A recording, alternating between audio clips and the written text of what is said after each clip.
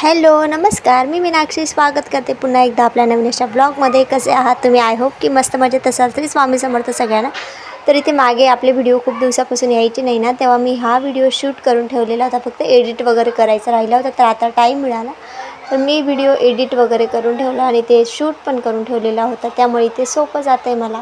तर इथे बघा मी ना कुठे आम्ही तयारी करून चाललो होतो. आज मोक्षचे पप्पा बाजारावरून आले आणि आज आमच्या लग्नाचा वाढदिवस होता, म्हणजे ॲनिव्हर्सरी होती. तर आमच्या इथे पाहुणे वगैरे आलेले होते, त्याच म्हणजे माझ्या नणंद वगैरे आलेल्या होत्या. तर त्यांनीच आम्हाला फोर्स केला की चला आपण हॉटेलला जाऊ म्हणून. कारण मी सांगितलं मला नाही आवडत हॉटेलचं जेवण वगैरे, आणि तिथल्या जेवणाने ना आपलं पोट पण भरत नाही आणि तेल वगैरे कसं वापरता काय वापरतात ते आपल्याला काही माहीत नसतं. पण जास्त करून महिलांना जास्त एक्साइटमेंट असतं, कारण नेहमी आपल्याच हाताने खातात. म्हणून त्यांचं नेहमी आलं का ते आमच्याकडे नेहमी सांगतात चला आपण हॉटेलला जाऊ. म्हणून आम्ही हॉटेलला गेलो. तर त्यानंतर त्याच्यात दुसऱ्या दिवशी हॉटेल वगैरे म्हणजे जेवणं वगैरे होऊन गेले. त्याच्यात दुसऱ्या दिवशी लगेच फिरायला गेलो. तर इथे आम्ही अंतापूरला आलो होतो.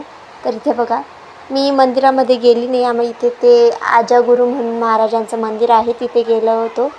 सगळेजण गेले, फक्त मीच बाहेर उभी होती कारण मला जायचं नव्हतं आतमध्ये, त्यामुळे. तर ना इथे बघा बाहेरचं असं काही वातावरण होतं. आणि हे बघा हा गेट आहे, मोठं असं मंदिर आहे. मोक्षू, त्याचे पप्पा, आत्या सगळे गेले होते, फक्त मी बाहेर होती. तर इथे उन्हामध्ये थांबण्यापेक्षा मग मी गाडीत जाऊन बसून घेतलं. त्यानंतर तिथून निघालो. दर्शन वगैरे झालं त्यांचं. त्यानंतर आम्ही ना इथे चाललो होतो मांगीतुंगीला. मांगीतुंगीला म्हणजेच तिथे ना जैन लोकांचं खूप सुंदर असं मंदिर आहे. एकदम भव्य आणि दिव्य देखावा आहे तिथे, खूप छान आहे. तर तिथे जवळजवळ हे बघा हा जर डोंगर दिसत आहे, म्हणजे इकडे डोंगर न म्हणता किल्ले म्हणतात इकडे. तर आता महाराष्ट्रामध्ये किल्ल्यांचे कितवा तरी नंबर लागला आहे आमच्या मांगीतुंगीचा.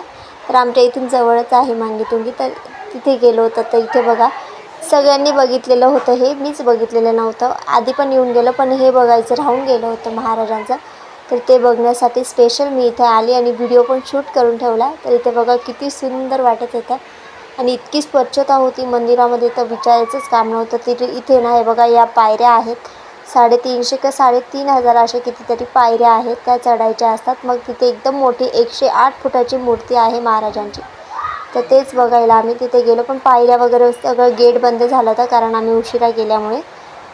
तर तिथे बंद करून दिलं. त्यानंतर तिथून लांबूनच दर्शन घेऊन घेतलं आणि मग घेऊन गेलो परत घरी. तर हे काही फोटोशूट करून ठेवले होते, ते मी तुमच्यासोबत शेअर करते. आणि दुसऱ्या दिवशी मोक्षीची होती अंगणवाडीचा पहिला दिवस, त्याला पण अंगणवाडीत पाठवला. तर असे काही होते आमचे व्हिडिओ आणि फोटो, ते हे तुमच्यासोबत शेअर केले. कसे वाटले नक्की कमेंट करून सांगा. तोपर्यंत बाय बाय, भेटूया आपण नवीन अशा ब्लॉगमध्ये.